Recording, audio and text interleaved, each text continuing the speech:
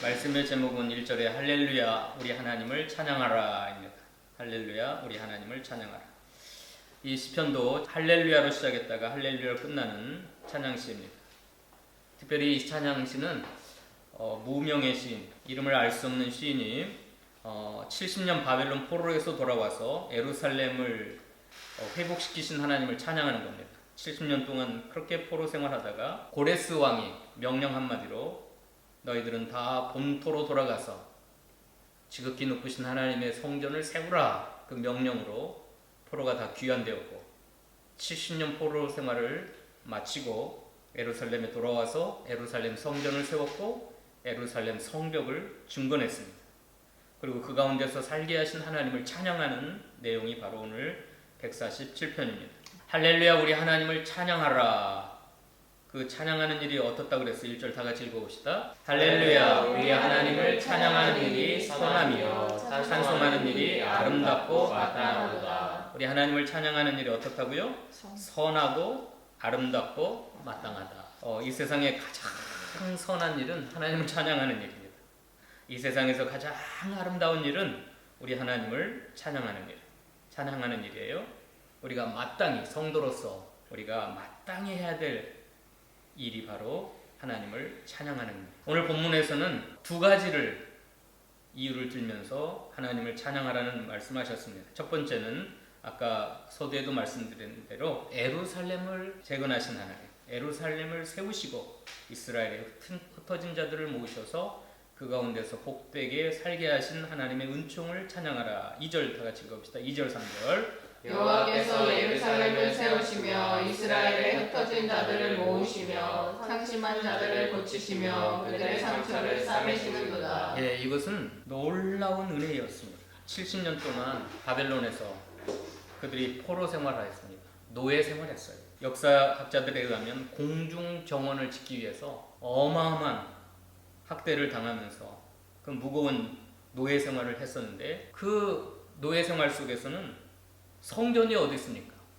예배가 어디 있어요? 안식일이 어디 있어요? 하나님의 율례와 법도가 어디 있습니까? 70년 동안 잃어버린 세월. 그러니까 하나님 앞에 성전에 나갈 수도 없고 하나님을 예배할 수도 없고 하나님의 율례를 배울 수 없는 그 하나님의 백성들의 그 심정이야말로 그것 때문에 육체가 상하고 마음이 상하고 영혼이 찢기고 병들고 70년 동안 그런 생활을 했어요. 지금 북한에 있는 우리 동포들이 70년이 넘었죠. 김일성 3부자에 의해서 교회가 다 무너지고 크리스찬들이 다 죽임을 당하고 지금 지하에 있는 성도들의 숫자가 한 40만 명 된다고 합니다.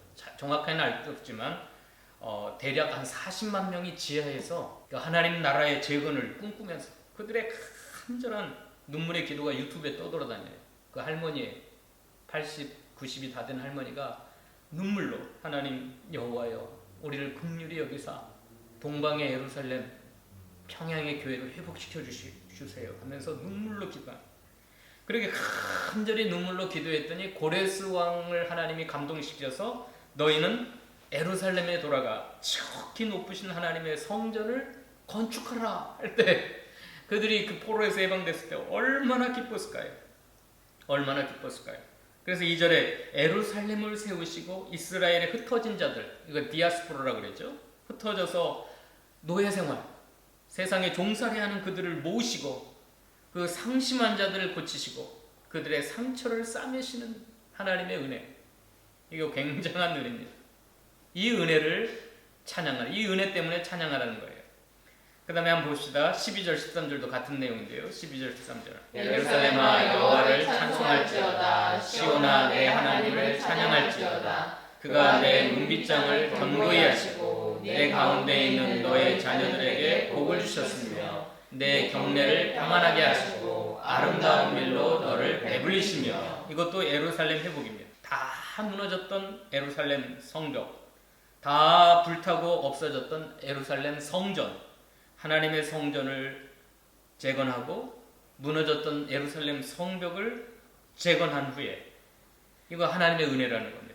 그 문빗장을 견고히 하시고 그 가운데 있는 너의 자녀들에게 복을 주셨으며 내 경내를 평안하게 하시고 아름다운 밀로 너를 배불리셨다. 이 은혜를 찬양하라. 예루살렘아 여호와를 찬송하라. 시온아 내 하나님을 찬양하라. 무너졌던 불탔던 에루살렘 성전, 에루살렘 성벽을, 그들의 삶의 터전을 다시 일으켜 세우신 하나님의 은혜를 찬양하라. 이거 우리는 경험해보지 못해서 우리가 그 심정을 알 수가 없어요. 지금 코로나 바이러스 때문에 교회 문빗장이 다 닫혔지요. 근데 8월부터 이 호주는 열렸어요. 너무나 감사하죠. 오늘 에어포트에 드라이브 하나가 또 확진이 돼가지고 한 2달 만에 생겨났다는데 그것도 이제 곧 잡히겠죠. 아무튼 호주를 하나님께서는 보호하셔서 이 성전 문을 열어주시고 성전에 나가서 마음껏 예배할 수 있게 하셨습니다. 그러나 지금 미국이나 유럽이나 한국은 더 심각해. 오늘 한국도 한 1000명에 육박한다 그래요. 20명 이상은 모일 수 없으니까 거의 이제 비대면 예배로 다 전환됐죠. 할 수 없어요. 나 한 사람 때문에 바이러스가 내 성도들과 내 이웃들에게 퍼진다면 안 되기 때문에 문을 다 닫을 수밖에 없어요. 이게 우리가 코로나 바이러스 때문에 이것을 조금 경험을 했어요. 하나님 앞에 나아가 마음껏 찬양하고 하나님의 성전에서 날 예배한다는 게 얼마나 행복한 일인가. 그 하나님의 은혜를 찬송하라. 하나님의 예루살렘을 세워주시고 흩어진 자들을 모아주시고 상심한 자들을 고쳐주시고 상처를 싸매주시고 문빗장을 견고히 해주시고 자녀들에게 복을 주시고 경례를 평안하게 해주시고 아름다운 일로 배불리게 하신 하나님의 은혜를 찬양하라. 그 다음에 두 번째는 이것은 피조세계의 해와 달과 별들, 우주 만물, 또 특별히 들짐승과 우는 까마귀 새끼들까지 자비를 베푸시고 은혜를 베풀어 주시는 하나님의 은혜를 찬양하라. 그게 4절부터입니다. 읽어봅시다. 그가 별들의 수요를 세시고 그것들을 다 이름대로 부르시는도다. 우리 주는 위대하시며 능력이 많으시며 그의 지혜가 무궁하시도다. 하나님은 위대하시고 지혜와 능력이 무궁하셔서 별들의 수요를 다 세신다 그래요. 천문학자들에 의하면 별이 얼마나 많냐면 바닷가의 모래알보다 더 많다 그래요. 우리 지구상에 있는 바닷가의 모래알 얼마나 많아요? 그것보다 그 하늘에 떠 있는 별들의 수요가 더 많다는데 하나님 그걸 다 세시고 계신다. 아브라함아 불러내시고 내 별들을 세보라 그랬을 때 육안으로 셀 수 있는 별이 하루 밤새 세울 수 있으면 2000개 센답니다. 2000개. 인간의 능력으로는 2000개 세신대요. 근데 하나님은 바닷가의 모래알보다 더 많은 별들의 수요를 세시고 어떻게 한다 그랬어요? 그것들을 다 이름대로 부르시는도다. 별들의 이름을 다 불러내요. 삼성, 북두칠성, 북극성, 페가수스. 하늘의 별들이 인간들이 자기가 발견하면 자기 이름을 넣어가지고 이름을 막 지어놔요. 그런데 그 수천억 개, 수조, 수경 헤아릴 수 없는 별들의 이름들을 하나님 다 아신대요. 왜? 하나님이 지혜와 능력으로 창조하셨기 때문에. 별들의 수요를 세시고 별들의 이름을 다 아시고 부르시는 하나님께서, 그렇게 위대하신 하나님께서 어떻게 또 8절 읽어봅시다. 8절로 9절. 그가 구름으로 하늘을 덮으시며 땅을 위하여 비를 준비하시며 산에 풀이 자라게 하시며 들짐승과 우는 까마귀 새끼에게 먹을 것을 주시는도다. 그 하나님은 광활한 우주에 떠있는 별들을 다 아시고 그 이름을 하나하나 불러주시는 하나님이시지만 또 특히 세밀한 그 사랑을 가지고 우는 까마귀 새끼에게 먹을 걸 주시는 하나님이에요. 들짐승들. 우리가 동물의 왕국이나 그 BBC인가요? 거기서 촬영한 것들 보면 그 갓 태어난 까마귀 새끼들, 또 사슴, 그 어린 새끼들은 위험에 노출되어 있어요. 약육강식의 원리가 그 동물의 세계 지배했기 때문에 갓 태어난 것들을 잡아먹으려고 하지만 하나님이 먹을 걸 공급해 주시고 보호해 주신다.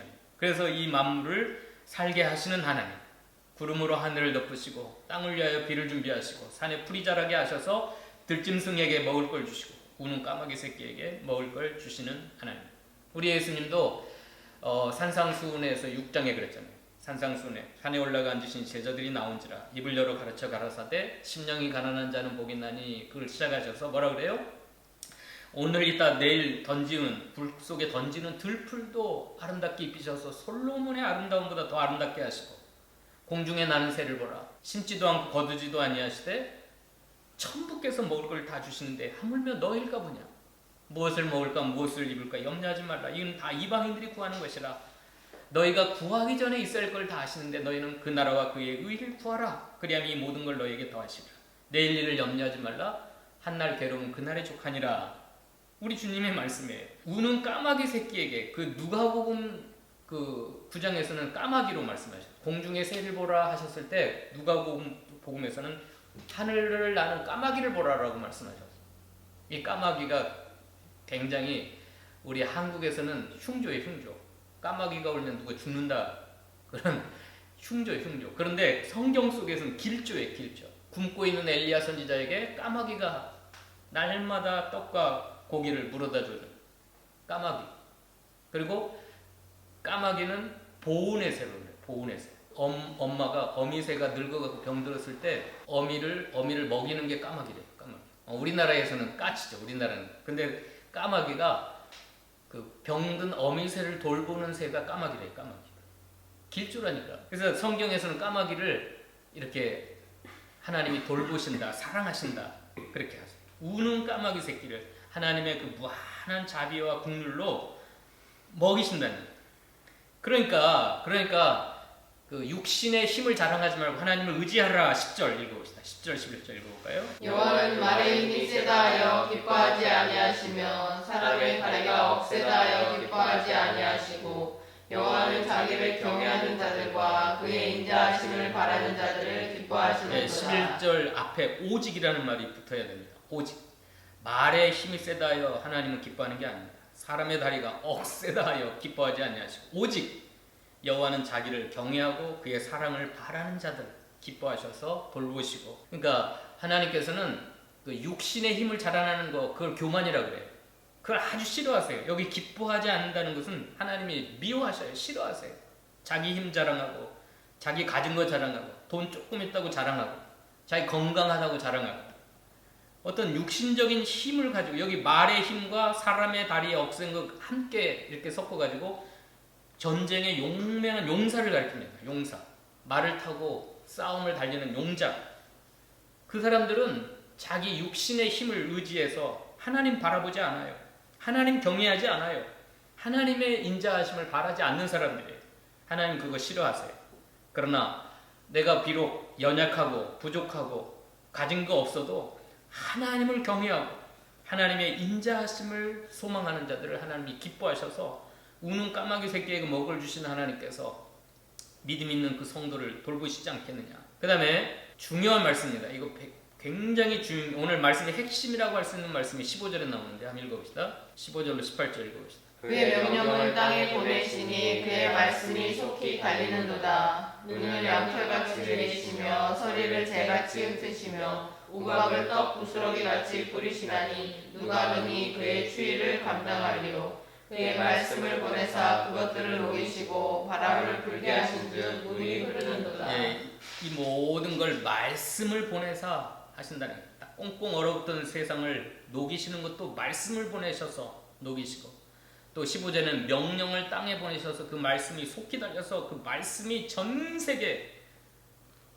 까마귀도 먹이시고 들짐승도 먹이시고 자기를 경외하고 인자를 바라는 자들을 먹이시고 예루살렘을 회복시키는 이 모든 역사들을 말씀이 속히 달려가지고 꼭 말씀이 인격 있는 것처럼 맞아요. 이 말씀은 인격을 가진 성자 예수 그리스도를 상징합니다.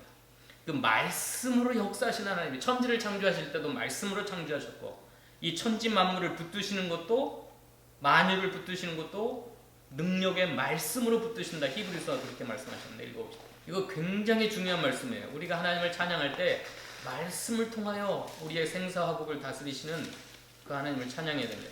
이는 하나님의 영광의 감체시요 그 본체의 형상이시라. 그의 능력의 말씀으로 만물을 붙드시며 죄를 정결하게 하시니 하시고 높은 곳에 계신 지극히 크신 이의 우편에 앉으셨느니라. 말씀, 능력의 말씀으로 만물을 붙드시고 계신다.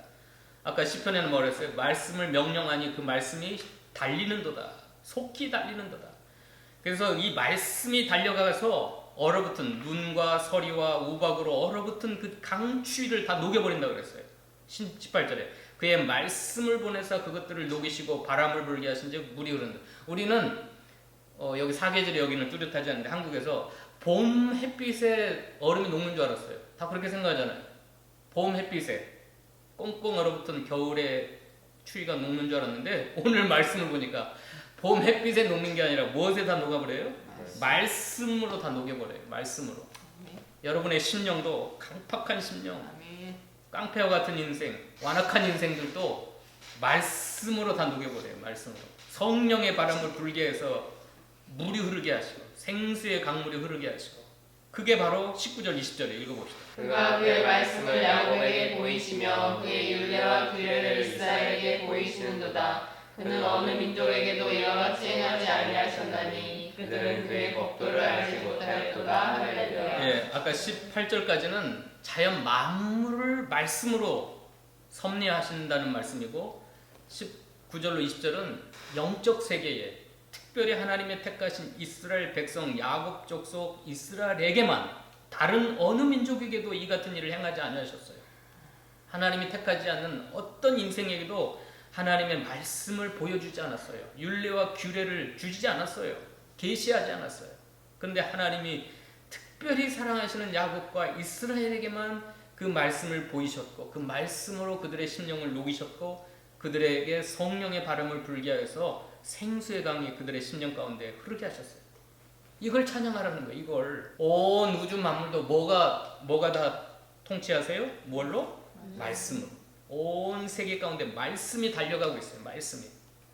근데 특별히 우리가 감사해야 될 일은 야곱과 같은 나, 이스라엘은 우리에게 말씀을 열어서 보여주시고, 그 말씀을 통하여 나를, 예수님 뭐라고 했어요? 요한복음 3장에 물과 성령으로 거듭나지 않으면 하는 나라를 볼 수 없다 그랬는데, 베드로전서 1장에서는 그 물이 뭐라고 했어요? 썩지 아니할 하나님의 씨, 그걸로 너희가 거듭났다.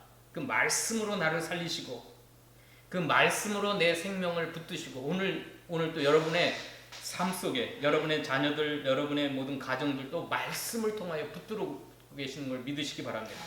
이건 어느 민족에게도 이같이 행하지 아니하여요. 하나님을 알지 못하는 저 불쌍한 세상 사람들은 이 말씀을 주지 않았어요. 이게 말씀을 보여주신 게 얼마나 우리가 찬양해야 될 첫 번째 이유예요. 첫 번째. 이걸 찬양해.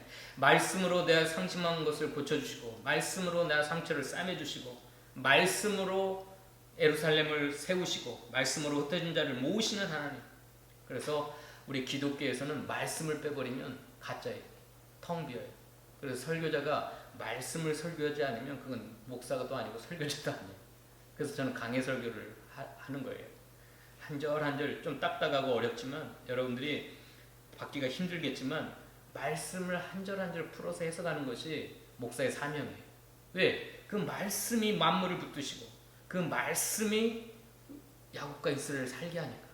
오늘 이 하나님, 말씀을 우리에게 주신 하나님을 찬양하며 하나님께 영광 돌립시다. 기도합시다. 고맙고 감사하신 하나님, 온 세계를 붙드시는 것도 능력의 말씀입니다. 그러나 특별히 어느 민족에게도 행하지 아니하셨던 야곱과 이스라엘에게만 주신 말씀, 율례와 법도, 하나님의 썩지 아니할 씨, 살아있는 하나님의 말씀, 그걸 우리에게 보여주시고, 그 말씀을 통하여 우리의 생명을 살리시고 우리의 삶을 붙들어 주시는 주의 은혜와 사랑을 감사합니다. 아멘. 특별히 예루살렘을 불타고 다 무너졌던 예루살렘을 세우셔서 문빗장을 견고케 하시고, 그 경례를 평안케 하시고, 그 속에 살고 있는 자녀들에게 복을 주시고 아름다운 밀로 먹여주시는 하나님의 은혜를 감사합니다. 상심한 자를 고쳐주시고 또 상처받은 심령을 싸매주시는 주의 은혜와 사랑을 감사합니다. 오늘 이 시간 말씀을 듣는 사랑하는 주의 백성들의 심령 가운데 이 평생 사는 동안 이 말씀을 사랑하고 말씀을 붙들고 말씀을 통해 살아계신 하나님을 경외하는 저희 모두가 되도록 축복하여 주시옵소서. 예수님의 이름으로 기도하옵나이다. 아멘.